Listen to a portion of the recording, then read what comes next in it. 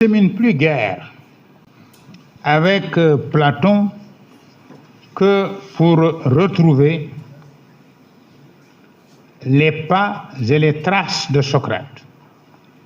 Depuis au moins 4 ans, c'est-à-dire depuis l'aube de mon 70e anniversaire, j'avais résolu, en une pareille circonstance, de m'offrir un cadeau d'anniversaire qui fut en même temps un hommage à Socrate sous la forme d'une biographie d'Islui à qui l'on fit boire la ciguë autour de ses 70 ans. Depuis lors, je peux dire que ma vie a totalement changé de fond en comble. J'ai dû suspendre presque tous mes travaux, parmi lesquels les plus importants étaient une biographie de Kanka Moussa, un traité de philosophie africaine intitulé Commentaires sur la philosophie africaine en 3 volumes, l'Afrique dans l'histoire, qui comporte 4 volumes, les lettres de prison que le président Mamadou Dia m'avait chargé d'éditer. J'ai dû suspendre tous ces travaux pour me consacrer à la biographie de Socrate, puisque je me suis rendu compte que malgré tous les travaux qui ont été consacrés à Socrate depuis 2500 ans, on ne savait pas grand-chose de Socrate. On ne savait même pas ce qu'étaient devenus ses enfants. On ne sait pas s'il avait eu 2 ou 3 femmes. On sait qu'il a eu un frère utérin, un certain Patroclès. Mais que faisait-il? Qu'est-il devenu? Personne ne le sait. Je me suis donc engagé dans ces travaux, et ces travaux, il faut que j'aie le courage de le dire, dépassent mes capacités et peut-être même mes compétences. Mais enfin, le job sénégalais me pousse à poursuivre ces travaux. Actuellement, j'ai 3 tomes qui sont disponibles, 2 qui sont complets et 1 qui ne l'est pas encore. Le tome complet, c'est Socrate dans tous ses états. Ce texte est mis en page, il fait 356 pages, compte non tenu des parties techniques, c'est-à-dire la liste des références bibliographiques, les index des noms antiques et médiévaux, index des noms modernes et contemporains, index des principaux termes grecs, index analytique général. Tout cela n'est pas encore prêt. Et je suis en train toujours de dresser la liste des éléments bibliographiques. Le tome 2, ce tome 1 est intitulé Socrate dans tous ses états. Le tome 2 est intitulé Socrate dans tous ses éclats. Le texte brut fait 250 pages. Cela veut dire que texte brut, ça signifie qu'il n'y a aucune mise en page, que c'est le texte en quelque sorte en vrac, mais on utilise cette expression dans un autre sens, dans le jargon de la typographie. Alors, il y a donc toutes les parties techniques qui manquent. Le 3e tome, c'est le procès et la mort de Socrate. Pour le moment, j'ai un texte brut de 89 pages. Ce tome est extrêmement difficile, puisque tous les noms que l'on entendait dans le cadre du procès de Socrate représentent des gens illustres certainement, mais inconnus. Voilà. Nous ne savons pas grand-chose d'eux. Nous ne savons pas grand-chose de Mélétos, on ne sait pas grand-chose d'Anitos ni de Lycon. Voilà. Et ce personnage-là est un personnage très bizarre que j'étudie très activement, et il présente un certain nombre de particularités, parce que ce qu'on n'a jamais expliqué, ce que personne n'a jamais expliqué dans aucun livre consacré à Socrate, c'est pourquoi Lycon qui normalement n'avait pas de mauvaise relation avec Socrate, s'est mêlé de ce procès. Personne ne le sait. Personne. Anytos, on sait. Anytos, c'est quelqu'un qui était très riche. D'ailleurs, c'était un tanneur. Et on sait que son fils avait suivi les enseignements socratiques. Il n'avait pas beaucoup aimé ça. Et Socrate a tenté de le détourner du métier traditionnel de son père et de son grand-père, c'est-à-dire la tannerie.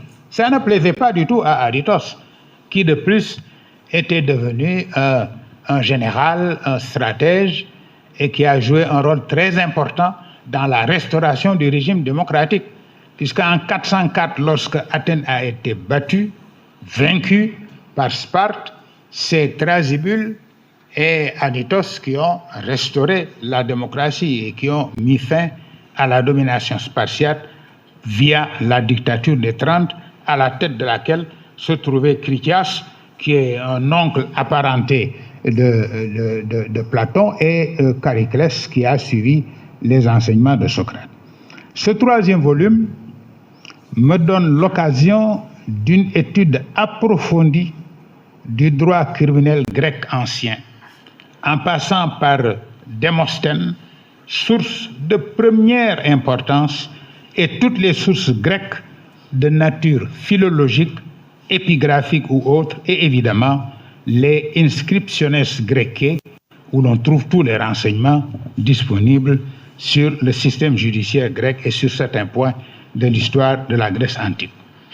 Grâce à mon collègue et ami Malik Ndoye, professeur émérite des universités, que m'avait obligeamment recommandé son éminent maître, monsieur le professeur Saliou Ndiaye, ancien doyen de la faculté des lettres et sciences humaines et ancien recteur de l'UCAD de Dakar. Grâce au professeur Malik Ndoye, donc, j'ai accès à toutes les sources possibles et imaginables. Tout récemment, le professeur Ndoye m'a envoyé les 5 volumes des Orationes de Dion Chrysostome, les discours d'Hypéride, le tout dans le Leup Classical, ainsi que la thèse d'Alexandra Barzoka, qui est une grecque, sur les tribunaux de l'Héliée. Or, je vais devoir travailler longuement sur les tribunaux de l'Héliée, puisque Socrate a été jugé par le tribunal de l'Héliée.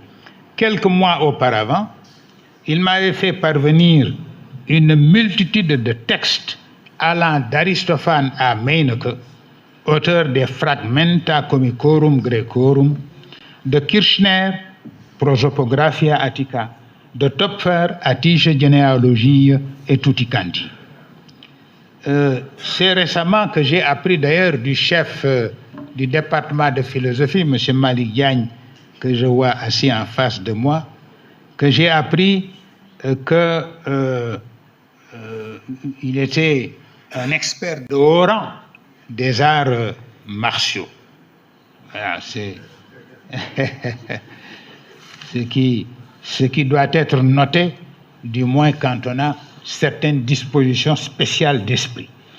En tout cas, monsieur le professeur Malik Ndoye, je ne sais pas s'il est dans la salle ou non, mais je ne vous lâcherai sûrement pas de sitôt, car cette biographie de Socrate, pour vous dire la vérité, est la pièce motrice et de ma vie même et de mon agenda quotidien.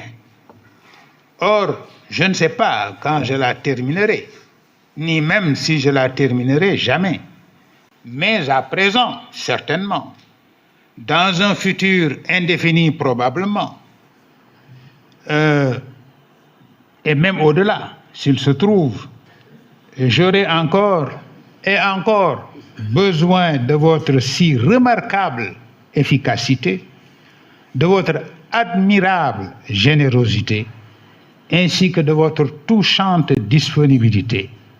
Parce que, à n'en pas douter, vous êtes un kalokagatos, au sens des Grecs, mais aussi au sens des Wolofs, pour me limiter à l'idiome autochtone que je crois connaître un tout petit peu. Si je tentais d'expliciter ce qu'est un homme dédié à la recherche du savoir, épistémé, ayant le comportement qui est le vôtre, je penserai sûrement, mon cher collègue, à un prodigieux énoncé de Socrate dans le Ménexène de Platon que le commentarisme lit depuis des siècles sans y prêter la moindre attention. Il s'agit de la page 246E, 247A. Voici ce texte. Passa te episteme, corisomene, tes dikaiosines, kaites alles aretes, panurgia ou Sophia Phaenetai. Passa te episteme, toute connaissance, corisomene, séparée, dikaiosines, de la justice, kai, alles aretes, et du reste de la vertu. Panurgia, ce mot panurgia, ça signifie rouerie, mais je préfère traduire ce mot par technique, est une technique. Ou Sophia Phaenetai, et ne se manifeste pas dans son être comme une sagesse. Je vous remercie.